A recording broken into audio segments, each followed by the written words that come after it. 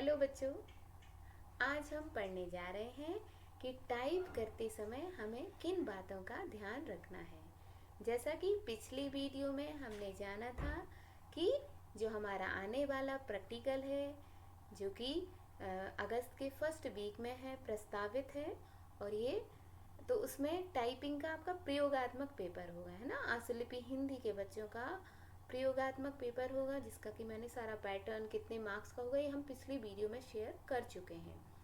आज हम जानेंगे कि जब हम टाइपिंग कर रहे हैं तो हमें किन बातों का ध्यान रखना है। उससे रिलेटेड बहुत सारी चीज़ें हैं कि हमें विराम चिन्हों को कैसे प्रयोग करना है, ये होते क्या हैं, शब्दांतर क्या है, जो दो शब्दों के बीच में अंतर होता है। ऐसा नहीं कि हम एक साथ टाइप करते चले जा रहे, तो ऐसा नहीं होता है।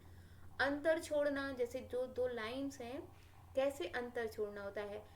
जनरल मैटर होता है तो कितना अंतर छोड़ते हैं, या हाशिया छोड़ना, जो पेपर या हम जब पत्राचार करते हैं, क्योंकि आप लोग एक क्लरिकल ग्रेड के लिए तैयार किए जा रहे हैं या एक स्टेनोग्राफर के लिए, तो इनका काम क्या है, पत्र लिखना। चाहे आप क्लर्क के पद पे जाएंगे वहाँ पे भी पत्र लिखना होगा, चाहे आप एज ए स्टेनोग्राफर जाएंगे वहाँ पर भी आपको पत्राचार ही करना होगा, है ना, जो आपके अधिकारी आपको डिक्टेट करेंगे।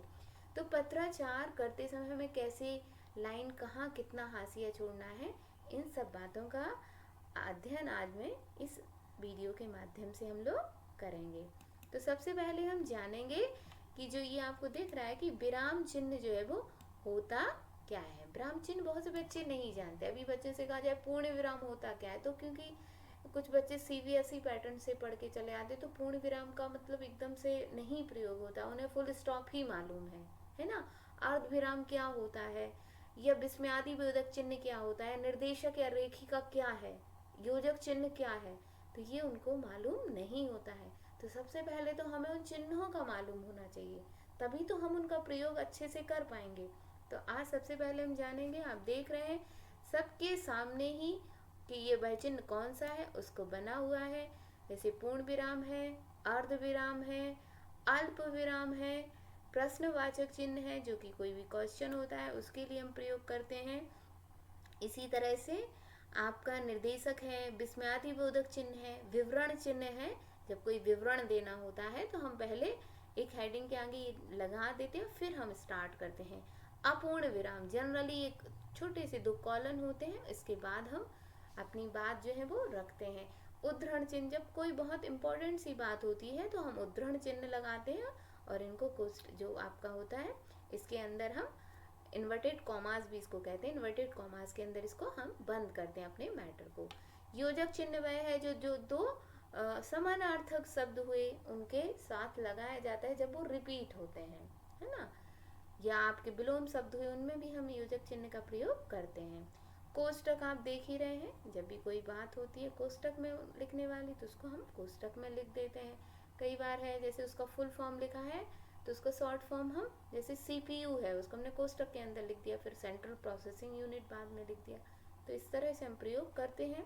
संक्षेप चिन्ह है, किसी भी डिग्री हुआ, उपाधि हुई, इसके आगे या किसी का भी नाम है उसको अगर हम लिख रहे हैं, जैसे राजकीय औद्योगिक प्रशिक्षण संस्थान ही ले लीजिए, तो राजकीय लिखते हैं, फिर औ लिखते हैं, प्रा लिखते हैं, और संस्थान, तो सभी में ये आपका संक्षेप चिन्ह ही प्रयोग किया जाता है, जिसको कि हम 2 तरह से प्रयोग करते हैं। आप देख रहे हैं, एक इसको जीरो पे जो शून्य होता है, और एक छोटा सा जो है डॉट के माध्यम से, दोनों ही तरह से इसको प्रयोग करते हैं। एक आपका होता है समानार्थक चिन्ह, जो कि इक्वल टू का निशान होता है, इसका प्रयोग भी हम करते हैं व्याकरणिक दृष्टि से। नेक्स्ट अब हम देखेंगे कि जो हमारा है कि सब, ये जो आपका दिख रहा है आपको, इस पे ये क्या होते हैं, शब्दांतर जो है वो क्या होता है। जैसे ये है शब्दांतर संबंधी सामान्य निर्देश। तो सबसे पहले हम जानेंगे कि शब्दांतर ही क्या होता है ना, जो 2 शब्दों के बीच में अंतर है। जैसे आप देख रहे हैं अल्प विराम, तो ये जो शब्द के बीच में आपको जो अंतर दिखाई दे रहा है, जो ये वाला आपको अंतर दिखाई दे रहा है, इसको ही हम क्या कहते हैं, इसको हम कहते हैं शब्दांतर, ठीक है ना। तो अल्प विराम के बाद हमेशा क्या है, एक स्पेस दिया जाना चाहिए। अल्प विराम के बाद हमेशा एक स्पेस का प्रयोग करना चाहिए। प्रश्नवाचक चिन्ह के बाद हमेशा और हमेशा से 2 स्पेस का प्रयोग करते हैं। जब भी प्रश्नवाचक चिन्ह लगाते हैं फिर उसके बाद मतलब प्रश्न पूछा गया है, जब हम साधारण सीधा सा कॉन्टेक्ट लिख रहे हैं, कंटेंट एक लिख रहे हैं या पैराग्राफ, तो उसमें अगर प्रश्नवाचक चिन्ह आ रहा है तो 2 का स्पेस देंगे, क्योंकि प्रश्न और उत्तर है तब तो वहाँ प्रश्नवाचक के बाद सीधा सा खत्म हो जाता है प्रश्न, फिर हम उत्तर स्टार्ट करते हैं तो वो नई लाइन से स्टार्ट करते हैं। लेकिन जब आप फ्लो में कोई लिख रहे हैं पैराग्राफ, उसके लिए कि प्रश्नवाचक चिन्ह के बाद 2 का स्पेस रखते हैं। पूर्ण विराम हुआ, अर्ध विराम हुआ, ये सेमी कॉलन हुआ, इनके बाद भी हम हमेशा 2 का स्पेस लगाते हैं। उद्धरण चिन्ह के पहले और बाद में एक एक स्पेस देना चाहिए, ठीक है ना, बीच में कोई स्पेस नहीं होता, लेकिन इसको स्टार्ट करने के पहले और बाद में, जैसे जो इन्वर्टेड कॉमास हम स्टार्ट करते हैं, जैसे कि आप यहाँ एग्जाम्पल भी देख रहे हैं, वह बाजार से लाया, तो यहाँ पे हमने एक स्पेस दे दिया है और एक स्पेस यहाँ दिया जब ये खत्म हुआ, बट ऐसा नहीं कि इसके जस्ट बाद हमने कोई स्पेस, इसको में फिर स्पेस नहीं देते हैं, जैसे फिर की शब्द में भी आप देख रहे हैं। फिर नेक्स्ट है योजक चिन्ह के प्रयोग में शब्दों के बीच में कोई स्पेस नहीं दिया जाता है, जैसे आप देख रहे हैं यहाँ पे धीरे धीरे, तो यहाँ शब्दों के बीच में कोई भी स्पेस नहीं होता, जो स्पेस होता है जो शब्दांतर का स्पेस, यहीं पे समझ लीजिए आप कौन सा योजक चिन्ह आपका लगा दिया जाता है। नेक्स्ट अब हम देखते हैं आपका 6 नंबर की, जो कोष्टक और ब्रैकेट के भीतर कोई भी स्पेस कभी नहीं दिया जाता है। देखिए नेताजी आपको सब दिख रहा है, तो यहाँ पे कोई भी स्पेस नहीं है।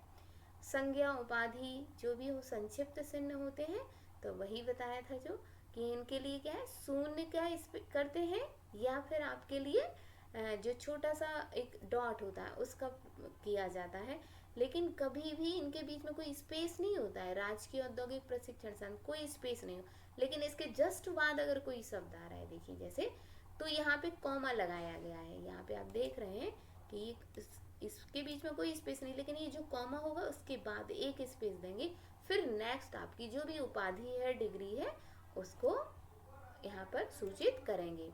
नेक्स्ट है आपका अंकों में अल्प विराम है या आपका ऑब्लिक है ना, इनमें कभी भी कोई स्पेस नहीं दिया जाता है, अंकों में हम इसका प्रयोग करते हैं हमेशा, तो इसमें कोई स्पेस नहीं देते हैं, ठीक है ना। तो अब नेक्स्ट जाते हैं, शब्दांतर को हमने जान लिया कि कौन से स्पेस का हमें कैसे जो भी हमारे चिन्ह है, विराम चिन्ह है, इनका प्रयोग कैसे करना है। अब हम अंतर छोड़ना चाहेंगे कि जब भी हमें पत्राचार करना होता है या साधारण भी हम कुछ भी लिख रहे हैं, तो ऐसा नहीं, आप उसको कैसे भी लिख सकते हैं कि एक हमने सिंगल स्पेसिंग पे लाइन लिखी फिर डबल स्पेसिंग पे, तो वो देखने में सुंदर नहीं लगेगा। और जब एक क्लर्क जो है ना, या एक बाबू है या एक कन्या सहायक, कोई भी मान लीजिए आप पीए है, वो एक पत्र को प्रेजेंट कर रहा है अपने अधिकारी के सामने, तो अगर वह जितने सुंदर तरीके से उसकी ड्राफ्टिंग करेगा, समझ लीजिए पत्र आपके अधिकारी को उतना ही ज्यादा प्रभावित करेगा।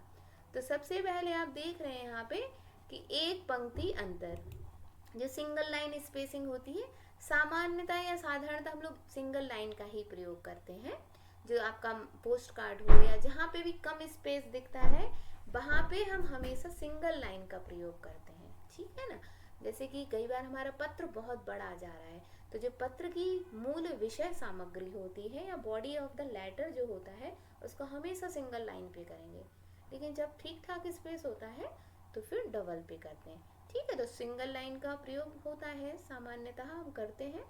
अब है द्विपंक्ति, जो द्विगण होता है और डबल स्पेसिंग होता है। आप देखते हैं आपको जब भी टाइपिंग मैटर दिया जाएगा तो उसमें लिखा जाएगा कि इस उद्धरण को 1.5 पे, है ना, 1.5 पे या डबल पे इसको करिए, तो उसमें आपको निर्देश दिया जाएगा। लेकिन जनरली जो होता है, सबसे ज़्यादा जो प्रयोग होता है आपका, वो डबल लाइन स्पेसिंग का ही होता है, क्योंकि जो भी हमारा मूल चीज़, क्योंकि डबल लाइन में स्पेस ठीक होता है तो पढ़ने में ये बहुत सुंदर समझ में आता है, शब्द जो फॉन्ट है या कोई भी शब्द जो होते हैं वो क्लियर होते हैं। नेक्स्ट आप देख लें त्रिगुण पंक्ति अंतर, 3 लाइन का स्पेस, जो ट्रिपल लाइन का कह लीजिए कि 3 का स्पेस जो होता है, ये सबसे कम प्रयोग किया जाता है, बहुत कम प्रयोग होता है। लेकिन जो भी शीर्षक हो गया आपका, है ना, या विषय हुआ, या शोभा बढ़ाने की, जहाँ आप सुंदरता लानी है, जैसे आप देखते हैं कि जब सबसे लास्ट में हम अपना पत्र जो है ना वो समाप्त करते हैं, तो भवदीय लिखते हैं, आपका विश्वास पात्र लिख रहे हैं, तो उसके नीचे हम स्पेस छोड़ते हैं, तो हमेशा 3 का ही स्पेस छोड़ा जाता है ना। तो इस तरह से, या सादर आपका धन्यवाद, उसके बाद भी हमें भवदीय लिखना है तब भी वहाँ 3 का स्पेस हमेशा छोड़ा जाएगा। नेक्स्ट अब हम पढ़ेंगे कि हाशिया छोड़ना क्या होता है। बहुत छोटी छोटी सी बातें हैं, लेकिन अगर आप इनको ध्यान रखेंगे तो निश्चित तौर पे मैं कह रही हूँ कि आपका जो पत्र आप लिख रहे हैं वो बहुत ज़्यादा प्रभावी होगा, आपके जो भी अधिकारी हैं उनको प्रभावित करेगा, या अभी आप विद्यार्थी हैं तो आपके जो टीचर हैं उनको बहुत प्रभावित करेगा। और ये आपकी नॉलेज ही है जो कि बढ़ेगी, क्योंकि अनुभव, जो आप जो छोटी छोटी चीज़ें पढ़ेंगे सीखेंगे, यही आपको अनुभव, यही तो अनुभव आ रहा है आपके अंदर। और जब यह अनुभव बहुत ज़्यादा होता जाएगा तब आपसे लोग पूछने आएंगे कि मैम ड्राफ्टिंग इसकी कैसे करनी है, ठीक। तो वह दिन तभी आएगा जब आप इन छोटी छोटी बातों का अच्छे से ध्यान रखेंगे।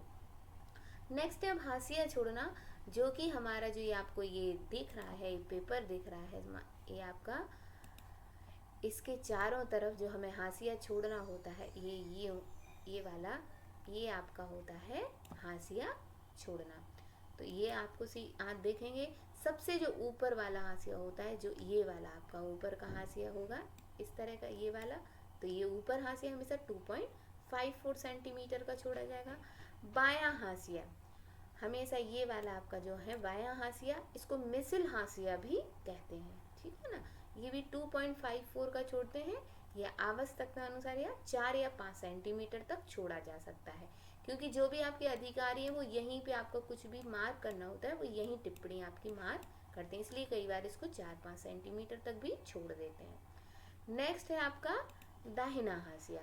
तो जो दाहिना हाशिया होता है, ये वाला जो है आपका हाशिया है, ये हमें 13.5 मिलीमीटर छोड़ा जाता है, और इसे जस्टिफाइड हाशिया कहते हैं।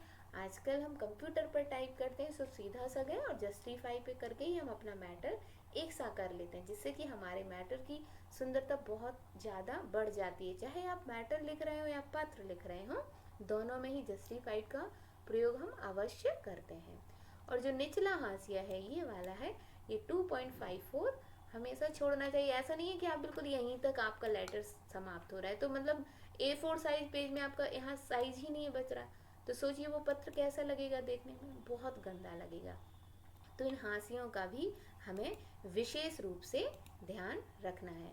तो आशा करती हूँ कि वीडियो आपको पसंद आया होगा, और इन सब बातों को आप पत्र लिखते समय, और जो आपका आगामी प्रयोगात्मक परीक्षा होने वाली है उसमें भी आप ध्यान रखेंगे। धन्यवाद।